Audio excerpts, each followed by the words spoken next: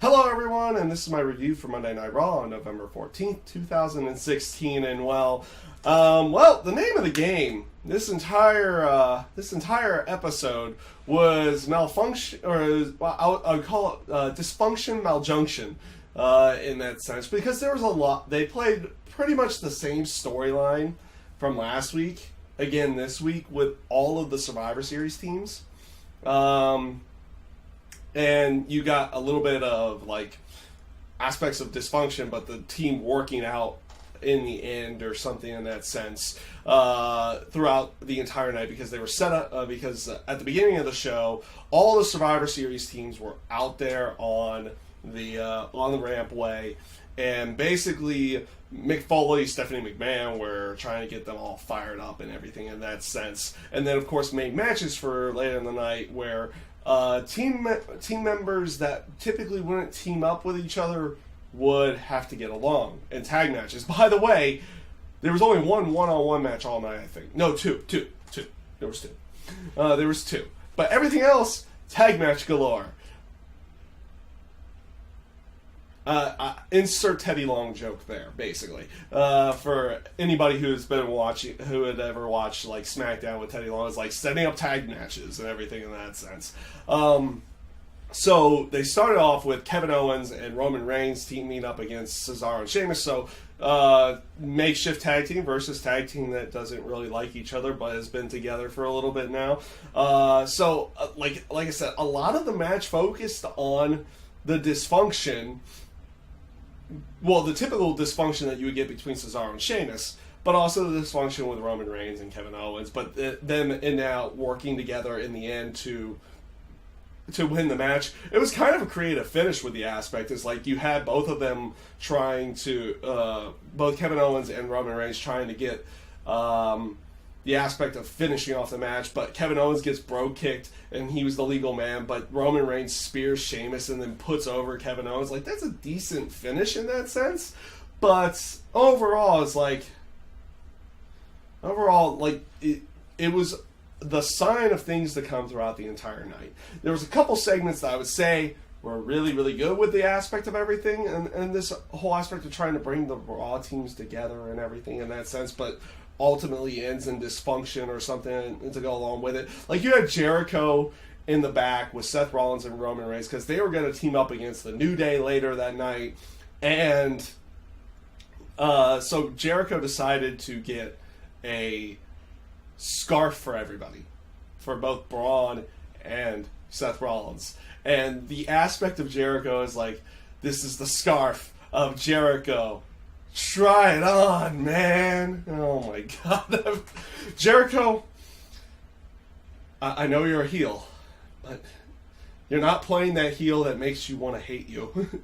You're playing that guy who's being completely self-absorbed and everything, but you're being very funny about it, and it happens later in the night as well. But good interaction between them. The match with New Day and Jericho, Rollins, and Braun Strowman was really good. A lot of aspects of making Braun seem like the monster that he's supposed to be going into this match to go along with it. But overall, good match between them. You had Bo Dallas also go up against Sami Zayn. This match was fine for what it was. It was there to build more momentum for Sami Zayn. He cuts a promo afterwards about talking about bringing the Intercontinental title over to Raw the night on Sunday night as well. Good promo from Sami Zayn. I thought this segment ended up being at least useful, and a little bit different from what the rest of the show was, because like I said, even during Jericho, Rollins, and Braun Strowman stuff, you saw a lot of dysfunction amongst the teammates, but they ended up pulling out the victory in the end or something in that sense to go along with it. But like it was a different change of pace from what you would see throughout the rest of the night. You also had, with the Cruiserweight match, you had Brian Kendrick going up against Sin Cara. It was set up backstage where Brian Kendrick was talking about the Cruiserweight match, the Cruiserweight title match at Survivor Series with him and Kalisto, saying, oh, we don't know where we're going to be. Are we going to be on Raw? Are we going to be on SmackDown? But don't worry. It was like saying that people didn't know whether it would be on Raw or SmackDown, but like, don't worry, we're going to be here because I'm going to hold on to the Cruiserweight title and everything in that sense.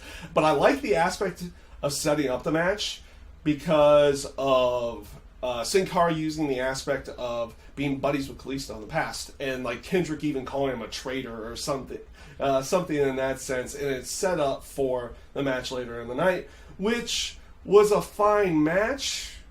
Brian Kendrick goes over, which was probably the best way of going for this, but it definitely goes to show where the Cruiserweights have been. On Raw right now, they feel like they're just another match at this point in time, which is not what the Cruiserweight division is supposed to be about. It's supposed to be different from the other matches. They need to be able to be different from all the other matches that you're typically seeing. It's something new and refreshing to see throughout the entire night, and it's something that the Cruiserweights, you see small glimpses of it every now and again, but you don't see enough of it in their matches on Monday Night Raw, where if you saw them on the Cruiserweight Classic, or if you even watch any of these guys, any of the Cruiserweights that show up on NXT to go along with it, their stuff, it looks different, it looks fresh, it looks newer than what you would see on Raw. Like, if you would watch them in the Cruiserweight Classic compared to what you see on Raw, it's like, what happened in that aspect? And there's aspects of writing and everything, and you could talk about that a little bit later on. But it's an aspect that you can tell the difference. And in the Cruiserweight Classic, these guys looked fresh. They looked newer. I wouldn't say they looked new, but it's like it was a fresh feel and a fresh aspect of how the maneuvers, how the matches flowed. You had a good mix of people who were mat-based and high flyers and everything in that sense. It's not all, with the Cruiserweights, it's not all about flying, but it felt different from their other shows and from what you would expect from everything else. But on Raw, they just feel like another match right now. So that's the one downside. But the match itself was fine, but it came off a little bit meh in the end. You also, and we'll continue on the whole dysfunctional thing, because on the whole dysfunction thing about the Survivor Series teams to go along with it, you had Sasha Banks, Charlotte, they cut a promo backstage, both of them arguing and everything in that sense. And you even get an aspect of them during their match with Alicia Fox and Nia Jax, because they come to blows in the middle of the match. Even though they end up winning in the end, they still show the absolute dysfunction and disdain towards one another, where they actually come to blows even though they're teammates and have to team up on Sunday. It plays off of that aspect of how are these two ever going to get along? They can't get along, but they have to get along on Sunday. And that was the storyline the entire night. And it started getting a little bit, it got a little old really quick. But then again, when you have 3 hours of Raw and the exact same storyline happens over and over and over and over again, then it gets a little bit boring in that sense. You have one more aspect with Enzo and Cass teaming up against the Club, going up against Golden Truth and the Shining Stars. You saw dysfunction between this Golden Truth and the Shining Stars, though Golden Truth aren't in the match in any way, shape, or form, but they had their bit from the week before. Though I did like how the Club handled theirs. Like, it seemed like they were working together fine throughout the entire match, but then the Club ends out hitting the Magic Killer, and it's like, they point to Enzo to do the big splash off of the top rope, and it looked like they were going to tag him in, and then they just pin the guy. That was good. That was legit good in that side of everything. But again, same storyline as before to go along with everything. So this is going to bring to the last two things of the night, which I'm going to talk about what ended the show with the summit with Daniel Bryan, Shane McMahon, Stephanie, and Mick Foley. They start cutting a promo. And I'm not going to lie about this segment. It was a good segment, but there's glaring problems to this segment in the terms of how the characters are and everything in that sense. For one, why the heck is Bray Wyatt wearing a SmackDown Live t-shirt? I know he's on the team, but still, it doesn't suit the character for him to be wearing a t-shirt. Like, I can expect Randy Orton, Dean Ambrose, even AJ Styles to wear one, but Bray kind of should be, like, standing out in that sense, because he doesn't fall under the conformity and everything in that sense, even though he's in this particular match. They should have not put him in a t-shirt that says SmackDown Live. Just saying. The promos, though, throughout the entire time, I thought were really good. The stuff that they were talking about, with, like how AJ came off throughout the entire time, the line saying that Kevin Owens is basically, riding the coattails of Chris Jericho. He says that Kevin Owens is sucking on Chris Jericho's sugar tit. It actually made me laugh. And the whole aspect of the one thing that I did like what they did with Bray is that they had him confront Braun. They actually had him confront Braun Strowman in there, cutting a promo on him, and then Braun starts getting in the way, but then Randy Orton cuts in because he's part of the Wyatt family now. That was good stuff. But the one downside to this, they've announced stakes for the other two matches, like the 2 1-on-1 matches. The whole Sami Zayn versus Dolph Ziggler is like, potential Intercontinental title coming over to Raw. Kalisto and Brian Kendrick, the aspect of the Cruiserweight division potentially heading over to SmackDown if Kalisto wins. There's stakes to that.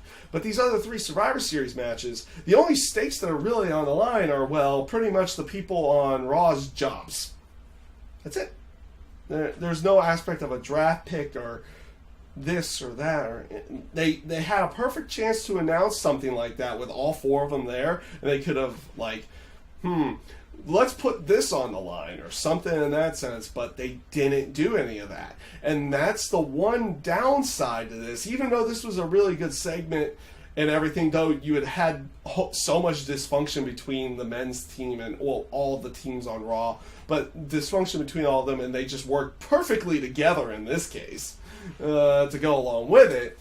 But they could have put something more behind it. Behind those particular 3 matches, with all 3 of the traditional Survivor Series style matches. But pretty much it's just bragging rights. That's it. No, nothing more, nothing less. Just bragging rights over the other brand. No, you could potentially lose X superstar, this superstar, that, or this this woman superstar, something in that sense. They don't have any of that in this. For those particular matches, all the stakes are in matches that, in good, in all intents and purposes, otherwise, no one else really cares about. Not too many people really care about those particular matches. They need to do better with the Cruiserweight division, for one, at this point, to get people caring about it more. But it has, the highest stakes of the entire night for Raw and SmackDown. It's like, if Raw wins, they keep the Cruiserweight division. If Kendrick wins, they stay on Raw. But if Kalisto wins, the entire division moves right over to SmackDown, which, guess what? 205 Live is happening, and it's taped on Tuesdays. Or it's done live after SmackDown on Tuesdays. You almost think that it's potentially going to happen. Though I think that's why they're kind of playing it like that right now. Because it's like, Kalisto's definitely going to win this, because it would make sense for, 205 Live happens. And why don't just have the Cruiserweights there on SmackDown to go along with it and everything in that sense. But, we'll see where everything goes with it. But I wish they would have put more emphasis behind the matches other than just bragging rights otherwise to go along with it. That was the one downside. So, to finish off the day, this was a great segment. I love the Lesnar Goldberg segment. I'm not going to lie. The aspect of Paul Heyman trying to take control over the entire promo and everything, and Goldberg's promos since coming in is like, when did he get good on a microphone? I know he kind of only hasn't really said too much, but like his comebacks and the aspect of telling Paul Heyman to shut up, and the line that I absolutely loved was that the aspect that like he had said something bad about Paul Heyman said something bad about Goldberg's family, and he throws the line out there, "You ever say anything about my family again, I'm going to rip off your head and feed it to him." And feed it to Brock Lesnar. That was like, he came off as a guy who could still go out there and beat the crap out of somebody. And you had the whole aspect of them, and you had this whole picture of them in this line of security, like half of them looking at Brock, half of them looking at Goldberg, all of them having the look of like, when are they going to kill us? When are they going to attack us? What's going to happen? And then eventually, of course, Goldberg takes out the entire security. I love how the final three guys is like, no, you know what, screw this, I'm out of here. Moment to go along with it. And then, of course, the stare down with Brock Lesnar and Goldberg. And if Goldberg and Lesnar eventually leaving came off rather well, because it plays off the aspect of, oh, Brock really only fights for money and everything to go along with that. He's not just going to brawl with you for the sake of brawling with you. But the segment came off great. Heyman's stuff was good. I love the like Goldberg surprisingly good on the microphone. Like I said, since he's come back, he's been. It's one of the weirder aspects of it is that Goldberg has been able to hold his own on the microphone to go along with it. Since coming in, it just came off great. It was definitely, it definitely leaves you amped for that match. I mean, you listen to that crowd throughout the entire segment; they were into it. You feel amped for it because you had these guys had to be separated by like 10 security guys throughout the entire segment. You just have one of them on one side. I love how Brock at the beginning of the segment just like barrels through. And it's like, I'm going to be on this side of the I don't want to be on that side of the ring. I want to be on this side of the ring. Just pushes those guys out of the way. And it's like, I'm going to be over here. Type thing. So that came off really good. But otherwise, most of the show was about the dysfunction between all of the Survivor Series teams on Raw and everything like that. And it did eventually get a little bit old, though. Some of them, it came off okay in the end. It came off rather good, but the same storyline for everything came off a little bit old throughout most of the show to go along with it. So with that being said, that is my review this week for Monday Night Raw. I thank you guys for watching, and I hope you have a great day.